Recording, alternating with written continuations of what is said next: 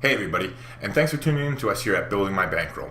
Today's going to be the first segment in another new playlist we're going to have going on the channel where we do hand reviews of all of our sessions.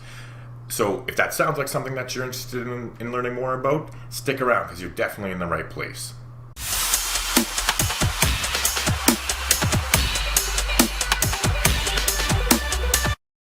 Okay everybody, so here we go. A few things to keep in mind as you watch this. First off, honestly, I've been up for over 24 hours at this point, so bear with me. I'm going to try and do this as quickly as possible with as few screw-ups as I can possibly manage. But yeah, so we'll get going here. Now, if you've watched other videos on the channel or not, I highly suggest anybody that's getting serious about playing poker online invest in HUD Software, which is like Heads Up Display Software it stands for. The two best options in my choice would be either Poker Tracker 4 or Hold'em Manager 2. A lot of people think that, you know, it's a big expenditure, like, oh, I just play for fun and all that, but like, I can't stress enough how valuable these tools are to you in your poker game and improving your poker game even more so. So that's kind of what this whole session review thing is about. I'm going to show you what I do. Generally, my habit is that I go and normally before I start any new session, I always go back and review the previous session.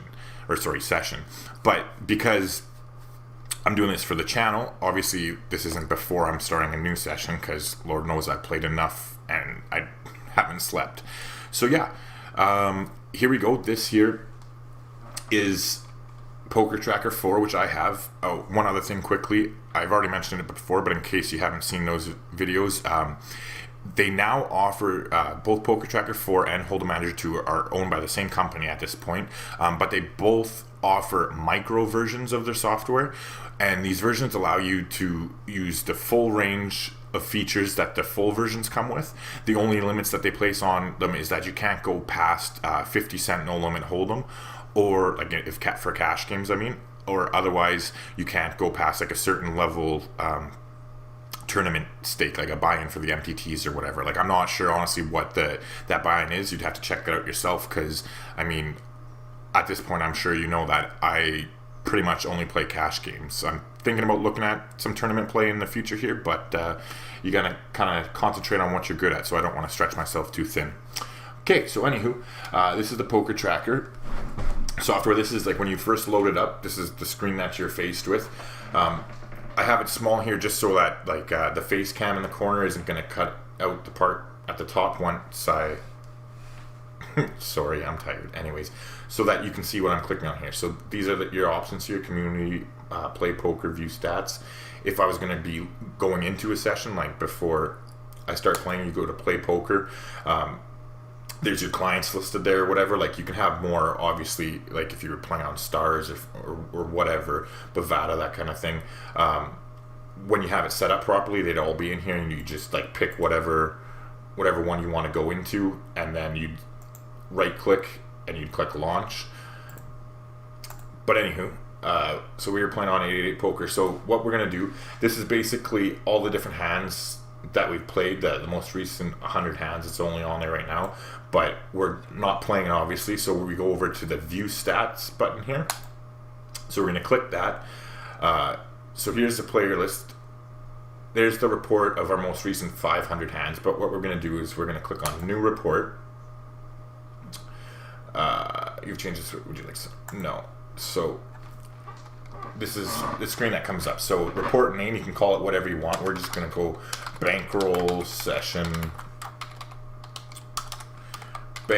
number 1. There we go. So there's a few different choices here, like player reports. You can read that stuff there. All players report. And if you're looking for different things, you'd go into those. But for the purposes of this video and what we're doing here today, we're just going to go down to hand report.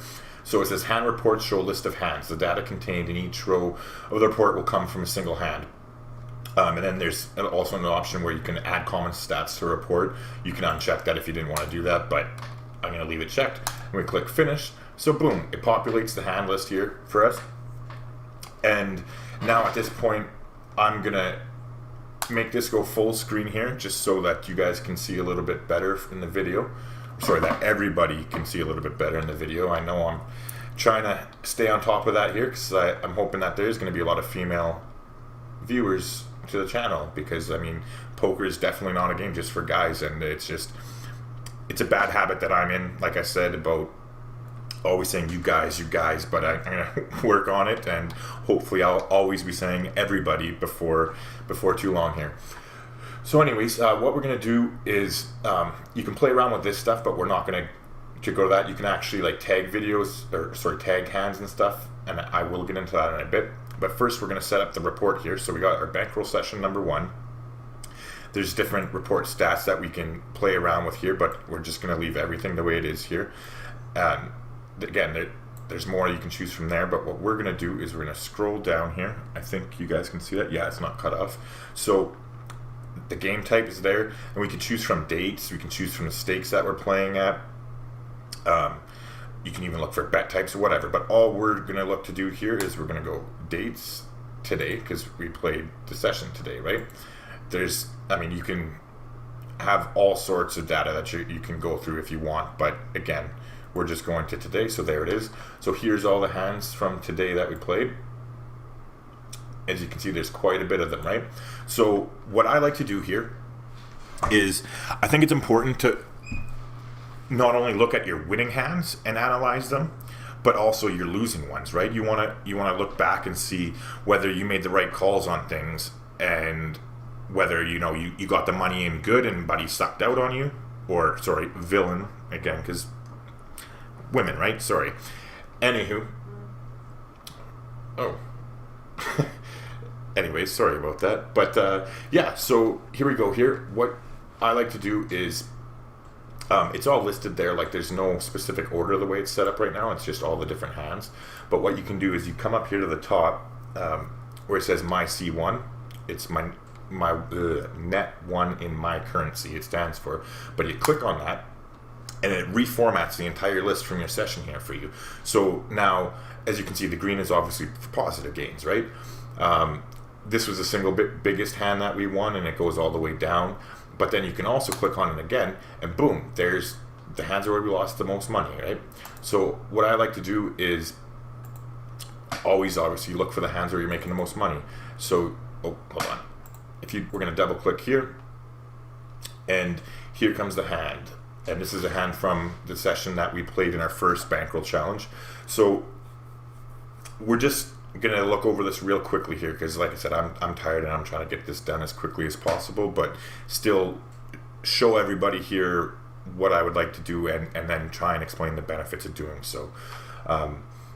So here in this hand, like I said, I'm just going to play it through basically and show you guys the gist of it, right? I'm not going to slow it down or anything and go over it. So I open with pocket 2s under the button. Villain 3 bets me here. We get called and we decide to complete it. We actually hit our set here. He opens, we smooth call. Villain bets it again. When it comes back to us, we shove. He calls, and it plays out the way it did, right? And then it shows you what they had. So, like, obviously, when you're doing this yourself and you're reviewing your own sessions, you're going to slow it down. And in future videos, I will actually slow things down and specifically go over them. But I just wanted to have a quick video up here to start off the playlist for us. And yeah, so there's that first hand. It worked out really well for us, obviously. Like, we ended up with a villain who had a good holding he was willing to stack off for. And, like, we set mine, we hit our set, and it ended up paying off, right? So now we'll just quickly here, we'll look at another one. So here we had Ace King suited, and again, we're just going to play this through quickly. So we're on the button. He opens in the cutoff. We 3-bet. We get raised again, and at this point we just stack him off because he's so little. He calls off for it, and then it runs out the way it does.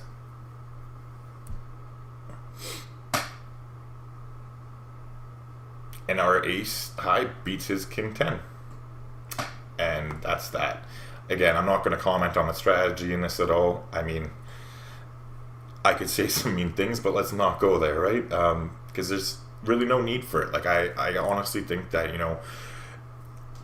people who I might label as fish during my gameplay and all that, it's just where they are in their poker journey. I was there once upon a time, like not too long ago by any means either. And everybody's playing the game, and that's the important thing. They're enjoying themselves, and that's all that matters. And there's no point belittling somebody, because it drives me nuts when people do that, to be honest. Like, everybody is the way they are, and they're going to play the way they're going to play.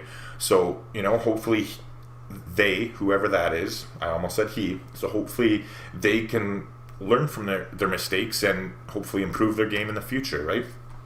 Okay, so that's that there. Then we're going to pop this back, and we're going to look where we lost the money here quickly. And again, we had 10s here in the small blind. The button opens us, so we 3-bet, he folds, and he smooth calls to 3-bet. Now, this one I will slow it down a little bit here. So now we check to him, we check to them, and they overpot bet at us on that board texture. And so I think honestly it's so dry, there's only one overcard there, that our 10s are good here a little bit, and I'm going to pop it back up at him.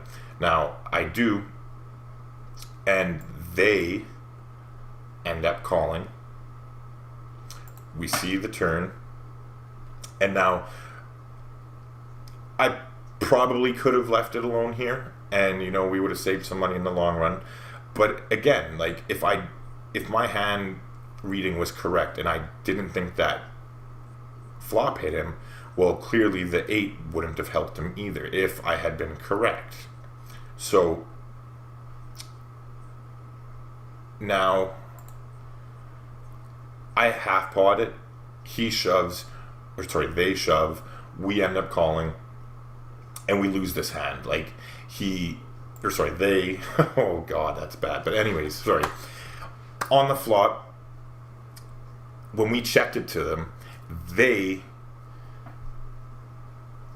bet into us for more than the pot with middle pair with no kicker and like a backdoor flush draw.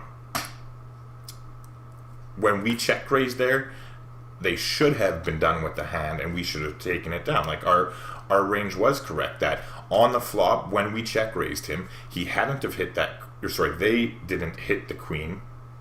And if they did, even if they did, they might not be at like top pair, top kicker. They might not have ace queen there all the time, right? Their range on the button is gonna be quite wider, so I think we're okay there a lot of the times. Now, in this situation, it didn't work out, but shit happens, really, right? So they, in my opinion at least, they made the mistake of calling our check raise, and then they got lucky on the turn. Like, they were dominated going into that turn, and just the board ran out the way it did. And so that's all there is to it, really, right? You can't control that. And like, you hear all the time about people complaining about like online poker is rigged and stuff. There's just millions upon millions and millions of hands that are being dealt every day on these sites, and mathematically it's just a probability that shit's gonna happen the way it does, and that's all it is. And I think it's just important to keep the mindset that realistically things happen. We got it in there, our read was correct. I mean, it didn't work out the way it did, but you take it with a grain of salt and move on, and just make a note on that player, and then you have that information for the next time you square off against them. And hopefully we're going to take the knowledge that we learned from this hand and this specific board run out and whatnot, and use it to our advantage the next time we run across them, and hopefully we're going to make some of that stuff back. But yeah, that's it. So like I said, I'm super tired and I don't really want to get into too much more. So I think that's where we're going to leave it, basically. It's just a quick little introduction to the video segment, to the video series that we're going to be doing here. The next one will actually be in-depth. Like, I won't just quickly fly through the videos. Like, we'll search out important hands and try and learn as much as we can from them, so that we can improve our game for the next session that we have after that. All right, well, that's about it, everybody. So remember, if you enjoyed this and you've liked what you've seen, smash that like button down below and be sure to hit the subscribe button if you haven't already.